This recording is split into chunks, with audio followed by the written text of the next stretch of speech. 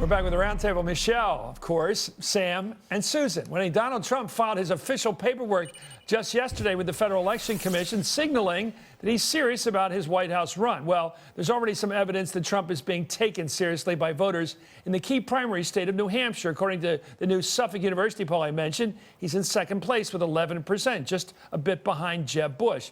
But as he ramps up his campaign, it's worth listening to some of the more outrageous things he's been saying. Most recently, he blamed President Obama for the state of race relations in this country. Here it was on Fox just last night. You would have thought with an African-American president, if at a minimum you would have thought that he would have been a cheerleader for the country, and frankly, it would have been a lot better. But it hasn't worked out very well. It's probably as bad as it's ever been. I don't know what to make of that. Anyway, Trump has been anything but a cheerleader for this country. Instead, he's disparaging America's standing in the world and ironically bashing those who seek opportunity here. The American dream is dead. Our country hasn't been thinking like a winner. We're totally on the defense. We're being laughed at all over the world for our stupidity. We have to be a rich country again in order to be great. Right now, we're a poor country. We're a third world country. We're getting people that we don't want. We're becoming like a dumping ground for the world. We're a dumping ground. I say it. It's a horrible thing to say. We're getting drug dealers. We're getting sex offenders. We're getting tremendous problems. They're bringing drugs. They're bringing crime. They're rapists. And some, I assume, are good people. Well, his wife's an immigrant. The president. I mean, there are some immigrants. Arnold Schwarzenegger's an immigrant. I mean, what is this story about immigrants here? Anyone who takes him seriously should really, really, really be ashamed. From calling Mexicans rapists to talking about the Chinese, and he says, I beat them all the time. But our politicians here don't know what they're doing. You know, I beat the Chinese all the time, but some of them are good people too. They buy my apartments at the Trump Tower. I mean,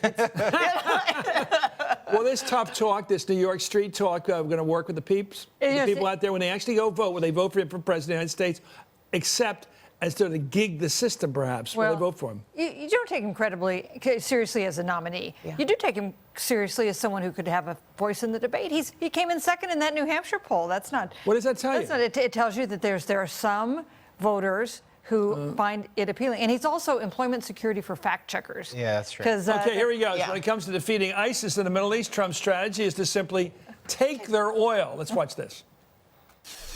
You take away the oil, you take away the wealth, you take away the money. They're building a hotel now in Syria. ISIS is building a hotel. Do you believe they're in the hotel business? They're competing with me. You go in and take the oil. We should have never given it up. They should have listened to me. Never given it up. Okay, would you explain that take the oil? It's underground, first of all. It's way underground. How do you take it? You build the world's biggest straw. You suck it out. You take it and you move it to Mexico, and then you put a tariff on it, Chris. Well, he later clarified on ABC that he would actually bomb those oil fields. That's how he wants to take them. You have to go in and take the oil. You kill them at the head. It's over. They took the oil from Iraq. So you bomb the oil fields? I would bomb the hell out of them. I'd bomb the fields. Trump has also made it perfectly clear that he doesn't think very highly of his Republican opponents.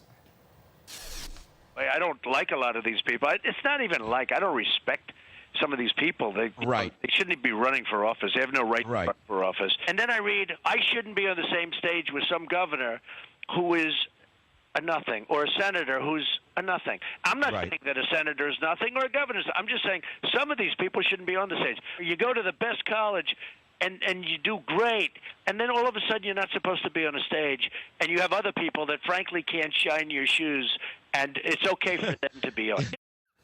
Anyway, he's the only Republican so far to use a four-letter word on this stump. Here he was in South Carolina at the Freedom Summit last month.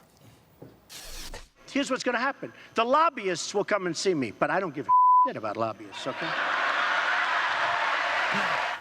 All told, Trump has made it perfectly clear he's at the wheel of the right-wing clown car for 2016. Run through his impact on this campaign, starting with the debates in August. What was impact? Because he's probably going to be in the top 10. Well, the impact will be that people will find him interesting, and it will give Democrats. I think I saw National Review Online might have said that Donald Trump is like going to win the election for the Democrats, and it will give Democrats a very good idea. Okay, not to compare it to, but my what. colleague Al Sharpton several cycles ago Yeah. didn't win, but he did dominate a lot of those debates. Is that what it's going to be like? A different kind of guy? I think, listen, I think he is obviously bombastic. Well, he dominates He's the great debates? for a quote, and he will have an effect, a very aggressive effect on the debate.